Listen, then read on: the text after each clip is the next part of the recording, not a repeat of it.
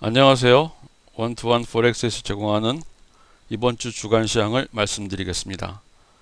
이번 주는 6월 6일서부터 10일까지의 한 주간의 분석과 13일부터 17일까지의 주간 전망을 해드리도록 하겠습니다.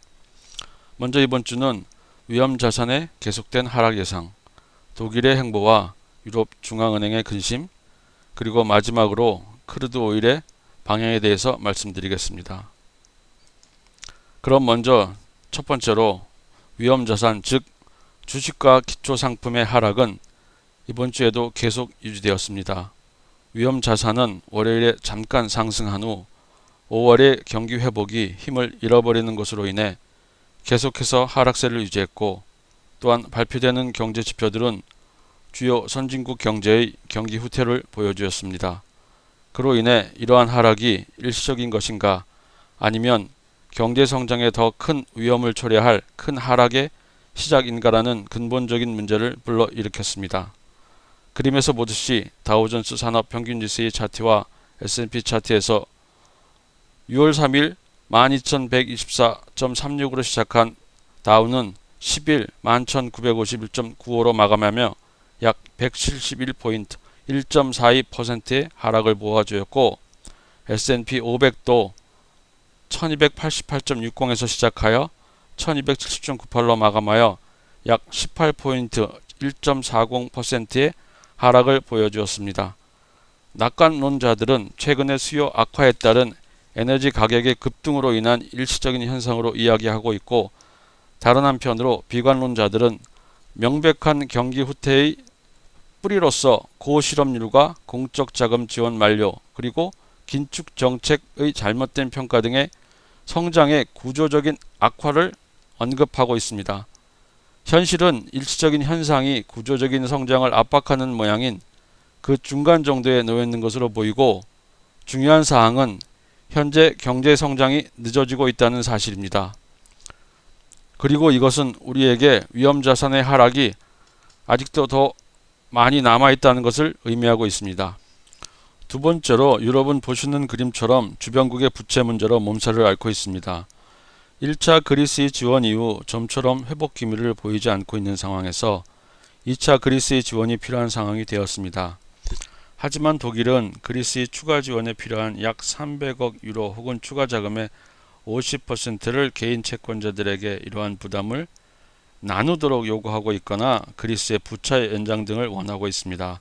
하지만 신용등급 회사들이 독일의 이러한 행동이 그리스의 채무 불이행과 신용등급에 악영향을 끼치게 될 것이라고 경고하고 있고, 필요하다면 신용등급의 조정이 있을 거라고 했습니다.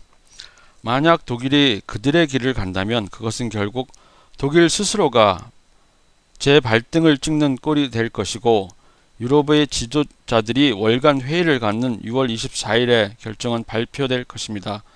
만약 그리스에 대한 추가 지원이 합의가 되지 않는다면 그리스는 채무 불이행을 선언해야 할 것으로 생각됩니다.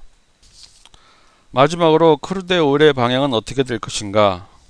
서부 텍사스 오일은 지난 5월 5일 극적인 하락 이후 크루드 오일의 가격은 시장 참여자들이 방향을 찾으면서 안정화되었습니다.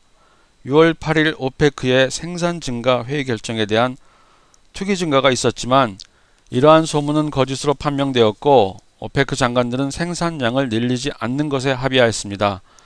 그로 인해 시장의 관심은 북부로 옮겨져 서부 텍사스 오일은 배럴당 102달러까지, 브렌트유는 배럴당 120달러까지 상승하였습니다.